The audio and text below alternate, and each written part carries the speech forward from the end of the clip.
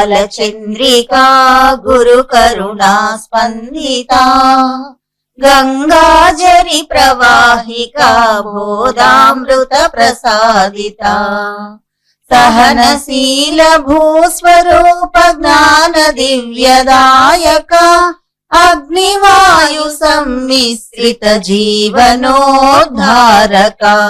అగ్నివాయు సమ్మిశ్రిత జీవనోద్ధారక శరత్కాల చంద్రికా గురు కరుణా స్పందితా. ఎగువ పట్టప్రాయ గ్రామానికి చెందిన రావి గోపాలయ్య స్వామి దగ్గర చాలా కాలం ఉన్నారు. స్వామిని నమ్ముకునే జీవించిన వారు, స్వామి దగ్గర ఎన్నో సంఘటనలకి ప్రత్యక్ష సాక్షిగా ఉన్నవారు. తలుపూరుకి చెందిన వేలూరు రాజయ్య నాయుడు పెన్నబద్వేలు తిప్ప మీద జరిగిన ఒక సంఘటన ఎలా గుర్తు చేసుకున్నారు. నేను పెన్నబద్వేలు తిప్ప మీద శ్రీ వెంకయ్య స్వాముల వారు ఉన్నప్పుడు అక్కడికి వెళ్ళడం జరిగింది. అక్కడ అందరి భక్తుల్లాగానే అక్కడ వాళ్ళతోటి ఉండడం జరిగింది. అక్కడ సాంప్రదాయం అక్కడే కాదు, ఎక్కడ కూడా స్వామివారు ఉన్న చోట ఆ మహానుభావుని అనుచరులు వేళకు అంటే లంచ్ టయానికి ఊర్లేకపోయి ప్రతి ఇళ్ళు తిరిగి అక్కడి నుంచి భిక్షం తీసుకొచ్చేవాళ్ళు. ఆ తెచ్చినటువంటి భిక్షాన్ని ఎంతమంది అయితే స్వామిని కనిపెట్టుకొని ఉన్నారో వాళ్ళంతా భుజించి విశ్రాంతి తీసుకున్నటువంటి టైం. ఆ టైంలో వెంకయ్య స్వాముల వారు, అయ్యా ఎక్కడి నుంచి ఎండకు పడి పాపం ఒక ఆయన వస్తూ ఉండడయ్యా, ఆయనకి అంత అన్నం పెట్టండి అయ్యా అని అనుచరుల్ని చెప్పడం జరిగింది. అనుచరులు, స్వామి నేను దబర్తో భిక్ష తీసుకొచ్చాను, ఇక్కడ ఉన్న వాళ్ళం అందరం తిన్నాము, మేము పడుకొని ఉన్నాము, విశ్రమిస్తున్నాము, ఇప్పుడు అన్నము అలాంటిది ఏమీ లేదు అని చెప్తూ వచ్చారు. ఇలా స్వామి 3-4 సార్లు హెచ్చరించడం జరిగింది. ఆ 3-4 సార్లు అనుచరులు లేదు, అన్నం లేదు అంటూ చెప్పడం జరిగిందన్నమాట.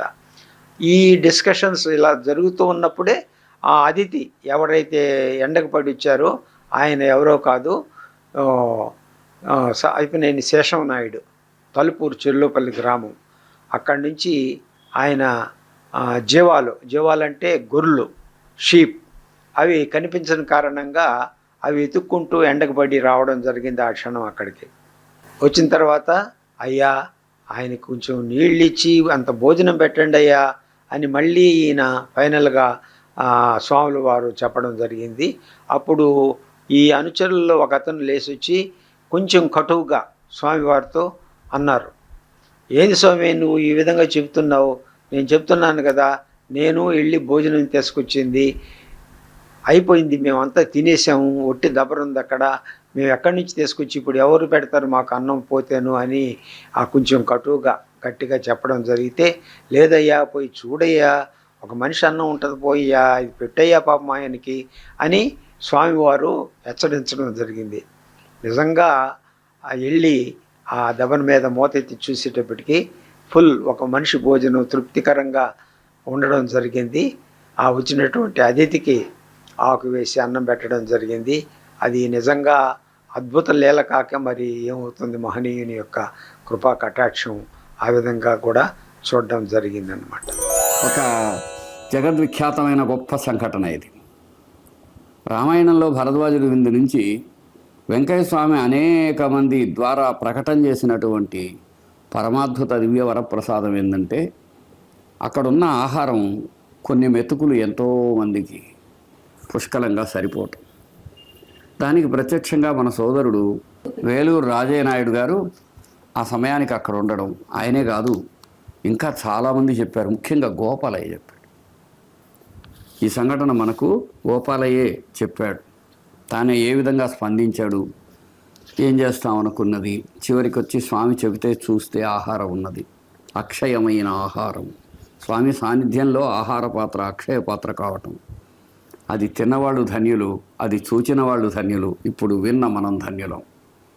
అంత ధన్యతనివ్వగలిగిన ఒక అద్భుతమైన దివ్య లీల అది. సహజంగా సంధ్యకాలపు ఆకాశానికి సహజ వర్ణాల్లాగా, పుష్పానికి సహజ పరిమళంలాగా స్వామి దగ్గర ఇలాంటి దివ్య లీలలు చాలా జరుగుతూ ఉండేవి. పిల్లగాలిలో చల్లదనంలాగా ఎన్నో ఎన్నో జరిగేవి. వాటిని గుర్తించిన వారు తక్కువ. మనం గుర్తించి గ్రహించి స్మరించుకునే దివ్యావకాశానికి స్వామికి కృతజ్ఞతాంజలులు ఘటిద్దాం. ఒకప్పుడు మనము కలువాయి నుంచి కోటి తీర్థం నడిచేవాళ్ళు, పదయాత్ర, సాధనా పదయాత్ర అని. అట్లా తరచూ వెళితే ఆయన ముఖం, గోపాలయ్య ముఖం భలే సంతోషంగా వెలిగేది. వీళ్ళందరూ ఇంతమంది వస్తున్నారు అని ఆనందపడేవారు. అట్లా ఒక ఆనంద తరంగిత హృదయాంతరంగుడై ఒకరోజు గోపాలయ్య చాలా మంచి మంచి విషయాలు చాలా చెప్పాడు. అప్పుడు ఆయన కొన్ని సంగతులు చాలా పరవశంతో చెప్పాడు. అవి కొన్ని మనం ఈరోజు చెప్పుకుంటాం.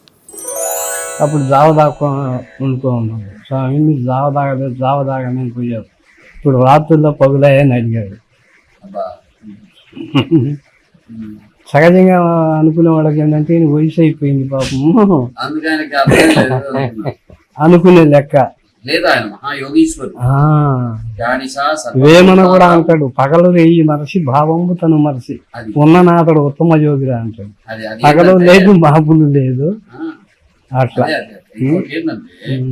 భగవద్గీత చెబుతుంది, మహాయోగీశ్వరుడైన మహానుభావులకు యానిషా సర్వభూతానాం నిత్యం జాగర్తి సంయమి. సర్వభూతములు నిద్రలో ఉండేప్పుడు యోగి ఎప్పుడు మెలకువలో ఉంటాడు. సర్వభూతములు మెలకువలో ఉన్నప్పుడు కూడా యోగి తన స్థితి నుంచి తారడు. ఏ వేదము చెప్పినా స్వామిని అనుసరించి ఉండాల్సిందే. అంతే అంతే. శీతోష్ణ సుఖదుఃఖేషు సమసంగ వివర్జిత వివర్జిత తుల్యమిందా స్థితిని మౌని సంతుష్టో. ఏనకైనా చెప్పారు. అవన్నీ మనం స్వామికాడ చూడగలిగాం. చూసాను.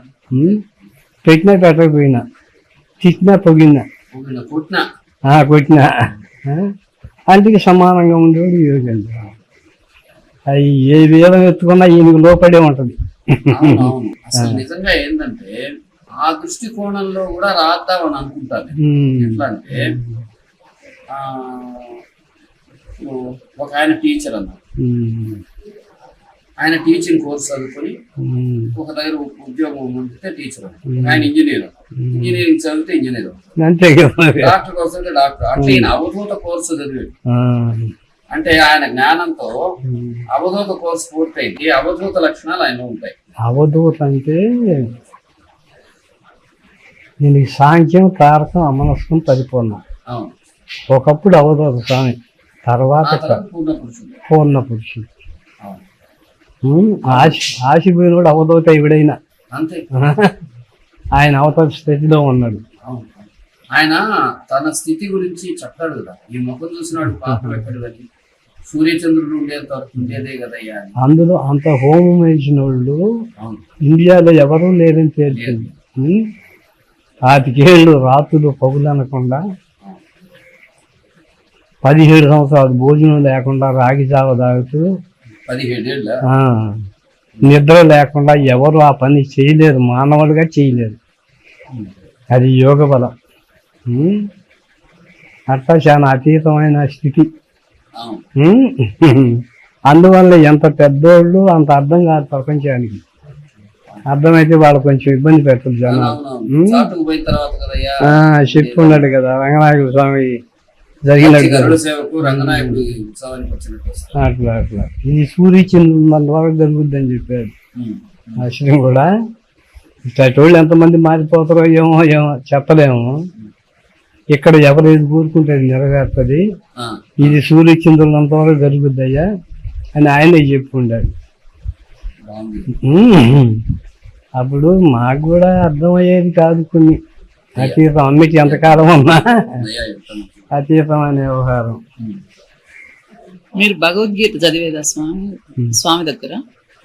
చదువుకునేవాడు. అంటే కొంతమంది చెప్పినారు గోపాలయ్య స్వామి విన్నామని. అందుకని భగవద్గీత బుర్రకథ అని ఒక ఆయన రాశారు, నారాయణ చేస్తారు.